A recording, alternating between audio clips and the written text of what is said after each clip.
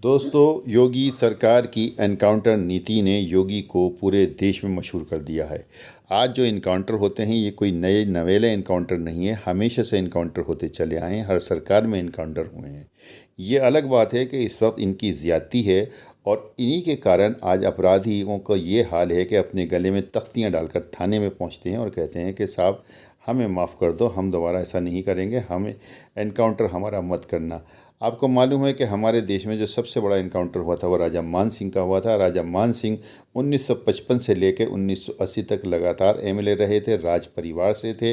राज परिवारों की उस समय बड़ी हनक हुआ करती थी, उसके बावजूद उनका इनकाउंटर हुआ था। क्यों हुआ था वो मैं आपको आगे बताऊंगा।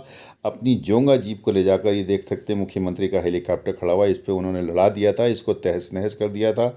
जहाँ से मुख्यमंत्री स्पीच दे रहे थे उस स्टेज को जाकर तोड़ दिया था। दरअसल 1984 में जब इंदिरा गांधी की हत्या हुई थी तब कांग्रेस ने एक नीति बनाई थी कि जो सीटें वो कभी नहीं जीती है उन सीटों को भी सिंपैथी के सहारे जीता जा सकता है। भरतपुर की डीग सीट हमेशा से राजा मान सिंह जीतते चले आए थे, उसी को जीतने के लिए वहाँ पे अपनी कैंडिडेट को लड़ाने, उसके प्रचार के लिए मुख्यमंत्री अपना भाषण दे रहे थे। उसी बीच किसी कार्यकर्ता ने डीग किले में जा कर के इनका झंडा उतार के कांग्रेस का झंडा लगा दिया। इसी बात से गुस्सा होकर ये अपनी जोंगा जीप लेकर निकल पड़े। उन्होंने मुख्यमंत्री के हेलीकॉप्टर को क्षतिग्रस्त कर दिया, अपना उनका स्टेज तोड़ दिया। बहुत अफरा तफरी हुई, यहाँ तक कि मुख्यमंत्री को बाई रोड फिर कहते हैं जयपुर आना पड़ा। और फिर उसके दूसरे दिन जो हुआ वो सुनकर आप हैरान रह जाएंगे कि उनको किसी बहाने से बाज़ार में बुलवाया गया, पुलिस वहाँ पे उनके इंतज़ार में थी और तड़ तड़ करके उनको गोलियों से भून दिया गया। हालांकि उन पुलिस वालों को 3 साल पहले कोर्ट ने सज़ा दी है, सबको आजीवन कारावास हुआ है, लेकिन 35 साल के बाद में ये इंसाफ मिला है राजा मान सिंह के परिवार को।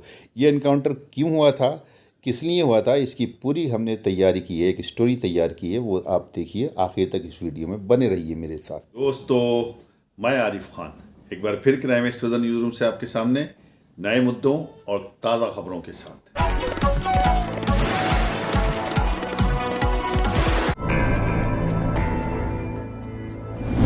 20 फरवरी 1985 देश में इंदिरा गांधी की हत्या के बाद माहौल गहमा गहमी वाला था, साथ ही सहानुभूति की लहर भी चल रही थी। इसी बीच राजस्थान में चुनाव हो रहे थे। कांग्रेस इंदिरा गांधी की हत्या के बाद सहानुभूति के सहारे राजस्थान चुनाव जीतना चाहती थी। माहौल कह रहा था कि इस वक्त कांग्रेस वहां भी जीत सकती है जहां पर उसे कभी भी जीत हासिल नहीं हुई। ऐसे में कांग्रेस इस सहानुभूति की लहर में सवार होकर सत्ता में बने रहना चाहती थी। तो इस बार कांग्रेस के पास उन तमाम सीटों पर जीतने का एक अच्छा मौका था जहां पर कांग्रेस कभी नहीं जीती थी। ऐसी ही एक सीट थी भरतपुर की डीग विधानसभा सीट, जहां से राजा मान सिंह का निर्दलीय विधायक के रूप में दबदबा था। वो लगातार 7 बार विधायक बन चुके थे और ये दबदबा ऐसा था कि जेपी आंदोलन और इंदिरा गांधी की आंधी में भी वो निर्दलीय चुनाव जीतते गए। लेकिन 1985 के चुनाव में कांग्रेस कोई भी मौका गंवाना नहीं चाहती थी और डीग विधानसभा सीट पर जीत हासिल करने का प्लान कर चुकी थी, जिसके लिए बड़े बड़े चेहरों को डीग विधानसभा में चुनाव प्रचार के लिए उतार दिया गया। इसी कड़ी में राजस्थान के तत्कालीन मुख्यमंत्री शिवचरण माथुर डीग पहुंचे। यहां से कांग्रेस के उम्मीदवार थे बृजेंद्र सिंह। उनके समर्थन में सीएम चुनावी जनसभा को संबोधित कर रहे थे। कहते हैं कि इसी बीच कांग्रेस के समर्थकों ने चुनाव प्रचार के दौरान डीग किले पर लगा रियासत का झंडा उतार कर फेंक दिया और उसके स्थान पर कांग्रेस पार्टी का झंडा लहरा दिया। बस फिर क्या था, राजा मान सिंह का गुस्सा 7वें आसमान पर पहुंच गया। उन्होंने अपनी जोंगा गाड़ी स्टार्ट की और सीधे मुख्यमंत्री शिवचरण माथुर की चुनावी जनसभा की तरफ निकल पड़े। वहां पहुंचते ही उन्होंने बवाल काट दिया। सुरक्षा घेरा तोड़ते हुए राजा मान सिंह आगे बढ़े और अपनी गाड़ी से मुख्यमंत्री शिवचरण माथुर के हेलीकॉप्टर को टक्कर मार दी। साथ ही सीएम के मंच को भी तोड़ डाला। हालात इतने खराब हो गए कि पुलिस के हाथ पांव फूल गए। मुख्यमंत्री शिवचरण माथुर को सड़क के रास्ते वापस राजधानी जयपुर लौटना पड़ा।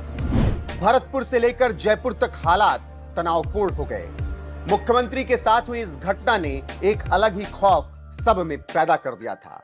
फिर आया इस घटना के बाद का अगला दिन, यानी 21 फरवरी 1985। यह दिन हर दिन की तरह आम नहीं था। यह दिन तनाव वाला था क्योंकि उससे एक दिन पहले जो हुआ था हर तरफ उसी बात की चर्चा थी। भरतपुर के राजघराने में इसको लेकर बातें हो रही थी। मामला क्योंकि दर्ज हो चुका था। पूरे प्रदेश में कर्फ्यू लगा दिया गया था। कहा तो यहां तक जाता है कि मुख्यमंत्री ने राजा मान सिंह के एनकाउंटर के लिए पुलिस को आदेश दे दिए थे। लेकिन मान सिंह बेफिक्र थे। वो इस दिन को भी एक सामान्य दिन ही समझ रहे थे। इसीलिए वो परिवार वालों के रोकने के बावजूद भी नहीं रुके और बाहर निकल पड़े। राजा मान सिंह किले से निकलकर डीग की अनाज मंडी पहुंचे थे। बस तभी पुलिस ने अपनी गाड़ी राजा मान सिंह के आगे लगा दी। मान सिंह कुछ समझ पाते कि इससे पहले ही डिप्टी एसपी कान सिंह भाटी और उसके साथी पुलिस कर्मियों ने मान सिंह और उनकी गाड़ी को घेरकर ताबड़तोड़ फायरिंग चालू कर दी, जिसमें मान सिंह और उनके साथ बैठे हरि सिंह और समर सिंह की भी मौके पर ही मौत हो गई। गोलियों की तड़तड़ाहट ने ही बता दिया था कि पुलिस केवल और केवल राजा मान सिंह के एनकाउंटर के लिए ही आई थी। इस एनकाउंटर ने सबको सन्न करके रख दिया। राजस्थान के साथ ही साथ आसपास के राज्य भी दहल उठे, जिसमें उत्तर प्रदेश भी शामिल था। यह पहली बार था जब किसी विधायक का एनकाउंटर कर दिया गया, वो भी खुलेआम। सवाल उठने लगे। तत्कालीन मुख्यमंत्री शिवचरण माथुर पर इस एनकाउंटर का आरोप लगा। इसके 2 दिन बाद ही यानी 23 फरवरी 1985 को शिवचरण माथुर को मुख्यमंत्री पद से इस्तीफा देना पड़ गया। फिर राजस्थान में चुनाव हुए। परिणाम आए तो कांग्रेस की 20 सीटें कम हो गई। फिर भी 113 सीटों के साथ कांग्रेस सत्ता में काबिज होने में सफल रही। सबकी नजरें डीग विधानसभा के परिणाम पर थी, जहां 7 बार के निर्दलीय विधायक रहे राजा मान सिंह के एनकाउंटर के बाद उनकी पुत्री कृष्णेंद्र कौर दीपा निर्दलीय चुनाव लड़ रही थी। परिणाम आए तो सबके होश फाख्ता हो गए। कृष्णेंद्र कौर दीपा के आगे बाकी उम्मीदवारों की जमानत जब्त हो गई। 1985 में डीग विधानसभा सीट पर कुल 45,442 मत पड़े, जिसमें से कृष्णेंद्र कौर दीपा को 44,139 मत मिले थे। बाकी तमाम उम्मीदवारों को 1300 वोटों से काम चलाना पड़ा था, यानी उनकी जमानतें जब्त हो गई थीं। मान सिंह की बेटी ने एक रिकॉर्ड बनाया था कि इतने बड़े वोट संख्या लाने के बाद में उन्होंने ये साबित कर दिया था कि क्षेत्र की जनता उनके परिवार से या उनके पापा से ही प्यार करती है। यानी 45,000 कुछ वोटों में से 44,000 कुछ वोट एक ही कैंडिडेट को मिलना बहुत बड़े ताज्जुब की बात थी। बहरहाल उस वक्त की बात थी, उन्हें इतने वोट मिले थे और ये साबित हो गया था कि जिस तरह से फर्जी एनकाउंटर होते हैं, फेक एनकाउंटर होते हैं, उसकी सज़ा भी मिलती है, चाहे कोई कितना बड़ा आदमी क्यों ना हो। इसीलिए शिवचरण माथुर को 2 दिन के बाद में अपनी कुर्सी से हाथ धोना पड़े थे। उनसे कुर्सी खाली करा ली गई थी और उसके बाद में उनकी जगह पे दूसरे मुख्यमंत्री को भेजा। वीडियो अगर पसंद आई हो तो लाइक कीजिए, शेयर कीजिए और चैनल को ज़रूर सब्सक्राइब कीजिए ताकि डायरेक्ट नोटिफिकेशंस आप तक पहुंचते रहें।